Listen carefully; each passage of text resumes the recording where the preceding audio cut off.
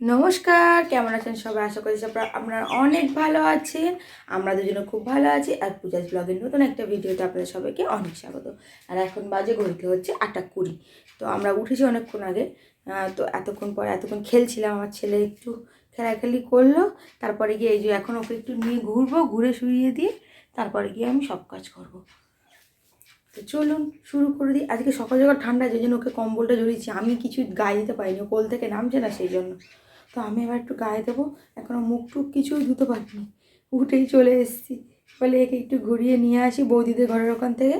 তো তারপরে গিয়ে একে শুয়ে দেবে। দুধ খাই বলে নামাচ্ছি না, কারণ এখন দুধ তুলে দেবে। দুধ মানে শুয়ে দিলেই এখন দুধ তুলে দেবে, সেই জন্য।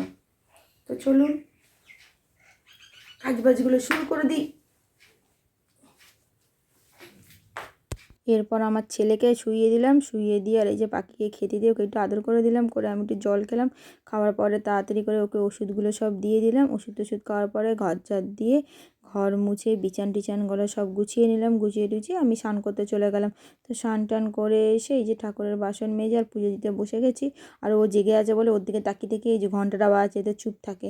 তো এই যে পুজো টুজো দেওয়া হয়ে গেছে। দেওয়ার পরে আমি এই যে ম্যাগি ট্যাগি খেয়ে আর পাশের গ্রামে যাবো বলে রেডি হয়ে গেলাম।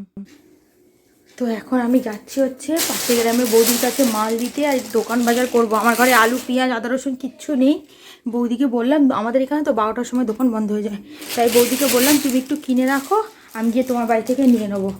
তা বৌদিকে বলে দিয়েছি, এখন বৌদি কিনে রাখবে, তো আমি কিনে নেবো। আর আমাদের এইদিকে না ফুলকপির দাম কমে গেছে। 2 টাকা 3 টাকা ফুলকপি গাছে বলে বিঘা বিঘা ফুলকপি সব কেটে কেটে ফেলে দিচ্ছে। তাই বৌদি কটা ফুলকপি নিয়ে রেখে দিয়েছে, বলে তুমি এসে নিয়ে যাবে। তো সেইগুলোই আনতে যাচ্ছি, এসে ফুলকপির তরকারি আর ভাত করবো আজকে। তো চলুন তাড়াতাড়ি ঘুরে আসি। তো এই যে তাড়াতাড়ি করে বেরিয়ে গেছি পাশের গ্রামে যাওয়া বলে। তো পাশের গ্রামে গেলাম, বৌদিদের বাড়িতে মাল দিলাম। বৌদির থেকে সবজিগুলো বাজারগুলো দোকান বাজারগুলো নিয়ে আবার যে শাড়ি দেয় তার কাছে গেলাম। তো শাড়ি টাড়ি দিয়ে তারপরে বাড়ি চলে এলাম। তো এখন বাজে হচ্ছে 1:10, আর আমি এখন রান্নাবান্না কিচ্ছু বসাতে পারিনি। বৌদির বাড়ি থেকে এখনই মাল দিয়ে এলাম। এই যে বলছিলাম আমার ক্ষেত থেকে সব কপি ফেলে দিচ্ছে কেটে কেটে, বিঘার পর বিঘা। আমাদের এদিকে অনেক সবজির দাম মানে কপির দাম কমে গেছে, তাই আমাদের এখান থেকে হচ্ছে যেখানটা হাট বসে প্রায় 4 কিলোমিটার, ওখান থেকে ভ্যানে করে নিয়ে যাবে, আবার ক্ষেত থেকে রাস্তা অবধি নিয়ে আসবে। অনেক খরচ পড়ে যাচ্ছে বলে সব কপি কেটে ফেলে দিচ্ছে। তাই বৌদি নিয়ে রেখেছিল, আর যে আমাকে দিয়েছে কটা। আর এই যে আলু পেঁয়াজ আমি বৌদিকে বলে রেখেছিলাম, তো এই যে আলু পেঁয়াজ টিয়াজ সব কিনে বৌদি রেখে দিয়েছিল।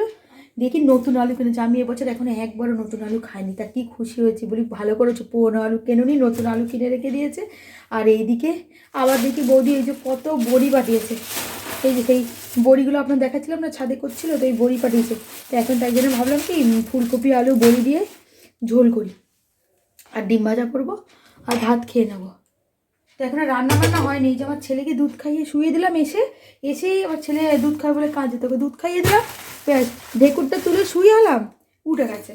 এখন কুই কুই কুই কুই করছে। তারপরে এর কোলে কোলে নিয়েই রান্নাটা করি। আর কী করবো, এই কোলে করে নিয়ে আর কপি তো কাটবো, কী করবো, কোলে করে নিয়ে করি। গ্যাসটা পরে ধরাবো, আগে সবজিগুলো কেটে নিই, নাহলে এক হাতে কাটতে হবে তো সবজি, অসুবিধা। একে নামাবো একটু একটু পরে নামিয়ে দেবো, আগে কেটে নিই সবজিগুলো। সবজি কাটা হয়ে গেলে একে নামিয়ে দেবো। তো চলুন তাড়াতাড়ি করে সব কেটে ফেলি। তো এইভাবে আমার ছেলেকে একাতে নিয়ে এই যে সবজিগুলো আর পেঁয়াজ টিয়াজগুলো কেটে নিলাম। কেটে টেটে নিয়ে আলুটা কাটতে অসুবিধা হচ্ছিলো বলে ওকে এই যে রাখলাম, করছে। তাও রেখে দিয়েছি। রেখে দিয়ে তাড়াতাড়ি করে এই যে আমি বড়িটা ভেজে নিই, তরকারিটা তাড়াতাড়ি করে বসিয়ে দিই। আর এদিকে তরকারিটা ফুটছে, আর এদিকে আমি বাসন ধুতে চলে এসেছি। তাড়াতাড়ি করে বাসনগুলো সব ধুয়ে নিলাম। বাসন টাসন ধুয়ে আবার এইদিকে চলে এসেছি ডিমগুলো গোছাতে।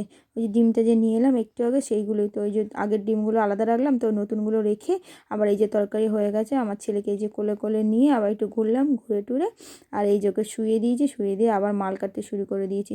তো তাড়াতাড়ি এই মালগুলো কাটছে, কারণ এই মালগুলো কালকে নিয়ে যেতে হবে, সেই জন্য।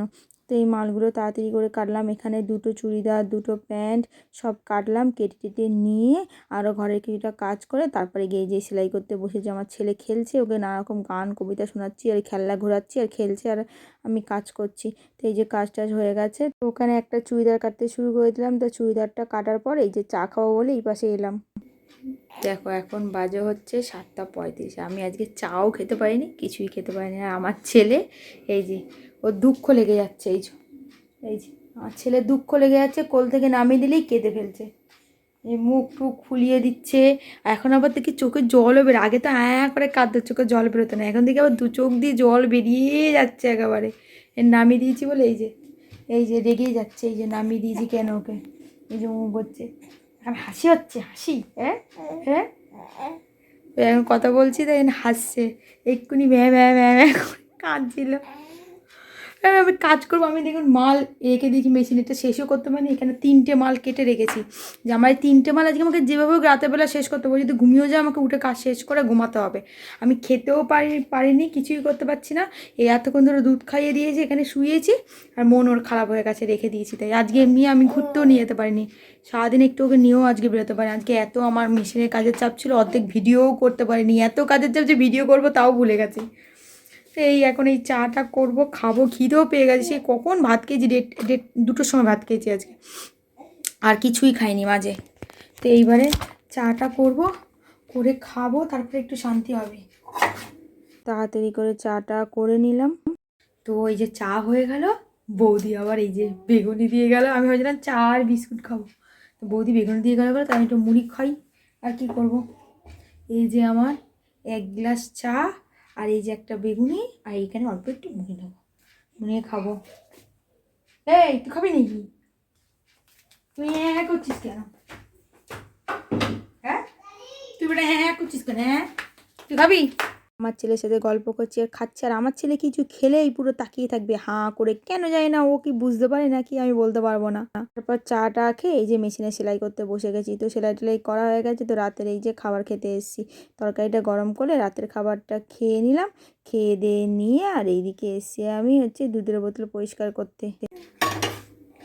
আমার ছেলে আজকে আর কাজই করতে দিচ্ছে, আমি মালটা করে শেষই করতে পারিনি, এখন আমার একটা চুড়িদার একটা প্যান্ট বাকি আছে। রাতের বেলা এখন এই দুধের বোতল ধুতে এসেছি, দুধের বোতলটা না দিলেও হবে, কালকে যেহেতু আমাকে বেরোতে হবে তো পাম্প করতে হবে। আমি একবার পাম্প করেছি, আর একবার এখনও 2-3 বার তো করতে হবে, তো যতবার পাম্প করি তার আগে একবার করে, তারপরে একবার করে গরম জল দিয়ে বোতলগুলো পরিষ্কার করে ধুই, তারপরে আবার যখন পাম্প করি তখন করি।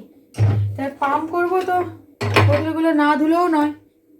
আমার ছেলে অ্যাও অ্যাও অ্যাও অ্যাও করেই যাচ্ছে।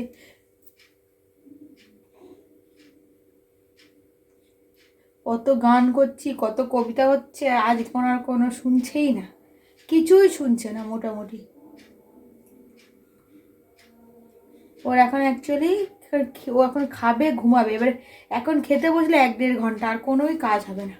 এখন বাজে হচ্ছে 9:45, আমি সবাই ভাত খেয়ে উঠেছি, উঠে আর এই বলেই দুধের বোতলটাকে ধুয়ে, বাসন তো মাজতেই পারলাম না, দেখি ও যদি ঘুমিয়ে যায় 11টা-12টার দিকে উঠে।